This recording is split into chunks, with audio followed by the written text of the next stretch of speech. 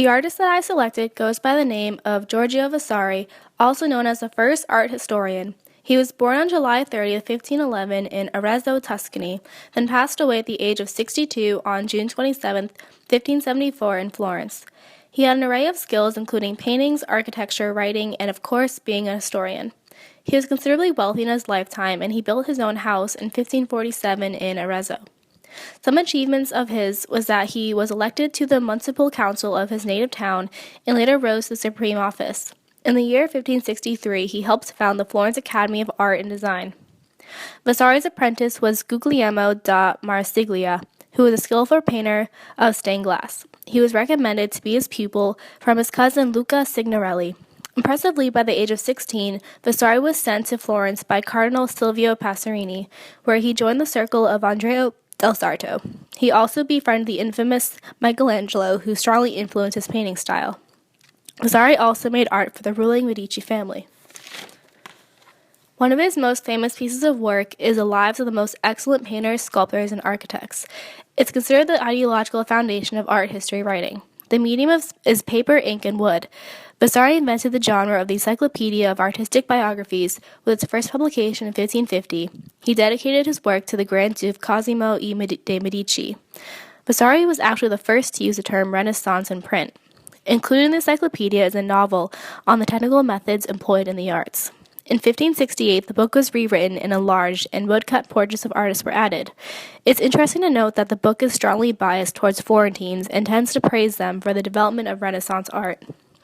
The biographies that he wrote include amusing gossip and fiction that were later corrected by modern researchers. The work also includes more about himself and his family. Another famed work by Vasari is the Uffizi Colonnade and Loggia, with construction in the years 1560 through 1580. The medium would be wood, stone, and marble. It's located in Florence and literally translates to the word offices. It was originally designed as a centralized space for the city bureaucracy, however today it is a world-famous museum. The building consists of three sides of a long, narrow plaza. It's a link between the Amo River and the Palazzo Vecchio and the Plaza della Signoria. A fun and ironic fact is that Uffizi is a highly influential attraction of the Grand Tour. According to Vasari, famed Leonardo da Vinci and Michelangelo would gather there for beauty, work, and recreation. The third most famous work done by Vasari is a painting called The Portrait of Duke Alessandro de' Medici, who was the Duke of Florence from 1530 through 1537. The painting was done in 1534, and the medium is an oil on canvas. Today it can be found in Florence in the Galleria Palentina. The painting contains several allegories and symbols. In the background there is a view of Florence with the Duomo being shown. Symbols in the painting include the throne he sits on, which has 3 lion cloth feet, which symbolize Florence. The ruined building behind him symbolized the struggle the Florentines faced in order to defend the Republic. The red color symbolizes all the blood that was shed by the Florentines during the siege of Florence. The helmet resting on the floor symbolizes the peace following the termination of the bloodshed and war.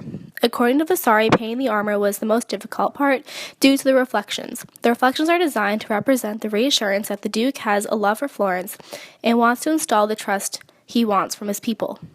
Secondary works done by Vasari include decorations of the Palazzo Vecchio. He built the paneled ceilings and painted 6 scenes of battle that symbolize the military successes of Cosimo I over Pisa and Siena. He also conducted decorations on the dome of the Florence Cathedral. However, they remain unfinished due to his death. Many of his frescoes can be found there. Lastly, he built a secret passway known as the Vasari Corridor. He built it as an escape route to keep the Medici family safe.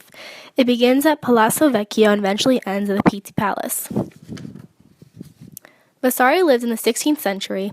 Early in his life, he lived in a relative period of peace under Habsburg Spain. However, the siege of Florence from 1529 to 1530 overthrew the Republic of Florence and installed the Medici family as ruler of the city. These political movements are reflected in Vasari's painting of the Grand Duke. Vasari's artistic style can be classified as mannerism that flourished in Florence. It is an elegant courtly style known as a degeneration of High Renaissance and Classicism, or an interlude between the High Renaissance and Baroque. Clearly, Vasari did a lot in his life and for the city of Florence.